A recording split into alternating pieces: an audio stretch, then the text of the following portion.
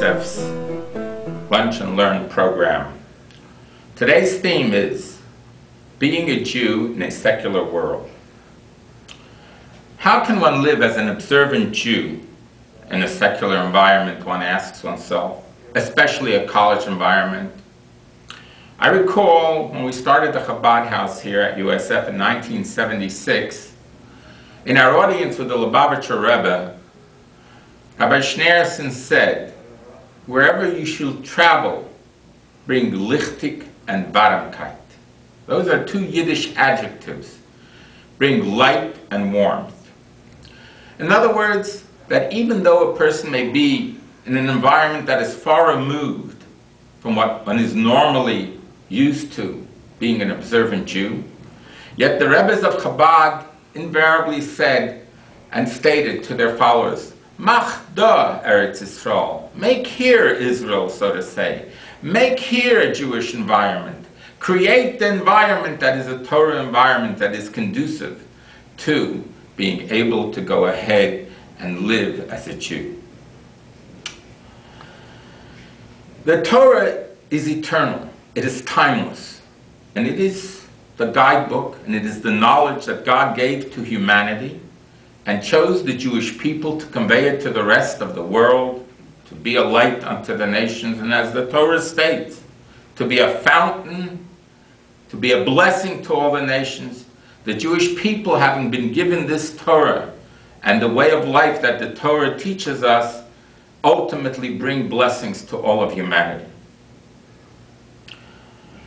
The environment affects us, and one would be foolish to think that the environment will not affect one. So in order to be able to go ahead and live in an environment which Torah tells us can sometimes be alien to Torah and mitzvot, as we see in Western culture in a variety of places, yet it has the potential to become a Garden of Eden. You don't have to relinquish your individuality by being an observant Jew, a learned Jew. In fact, it enhances your individuality if you are able to go ahead and experience that deep connection to who you are and what you are as a people, an ancient people, a people chosen to convey goodness and light and unity to all of humanity, which the Torah does do. As it says, all of its byways are ways of peace. It is the hardest decision to be different.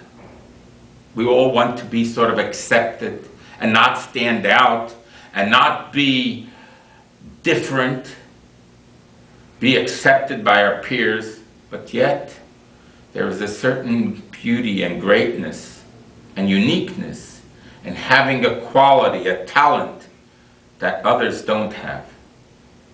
There is a concept when we see that sometimes even our family, even our friends will look at us askance and say, oh, why are you different? Why are you so religious?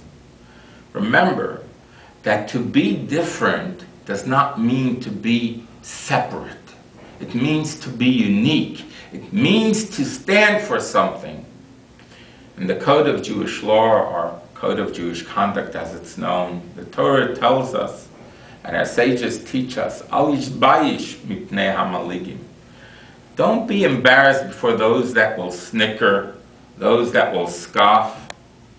Remember, you are not alone. The Torah tells us, and the Code of Jewish Law starts with the words, Shivisi Havaya Lenegdi Tamid, that God is always before me. I set God always before me. I'm not alone. When you are here in a college environment, you're not alone. You have with you whatever it is that you grew up with, whatever you were taught, and above all, you have with you God, creator of heaven and earth, who is here as well. So when we observe a mitzvah, which means a connection, it means we are connected to something. We are anchored to something. We are connected to God. And then we're not just floating on the water with the crowd, so to say. We stand for something. It should be encouraging to note Many people say, well, if I'm going to be too religious, I won't be able to advance in my career. I will lose opportunities.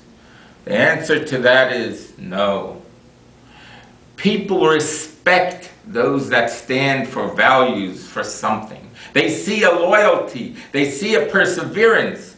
That is what they want to see in their employees. Employers want to see that they are loyal. So when you come to Chabad House here, you are not just coming to a Jewish social organization. We have social as well. You are coming to something that is anchored in wisdom. So to all of you students here, remember you're not alone. Here at Chabad House and at Young Israel, you are those who are anchored to something. You have the knowledge of the Torah. You have the application of that knowledge. You have the opportunity to know, to understand, and to apply. Don't allow yourself to ever be influenced by your lack of knowledge. As our sages and ethics of our fathers say, those that are embarrassed to ask will not learn. Always ask, for every question is a legitimate one.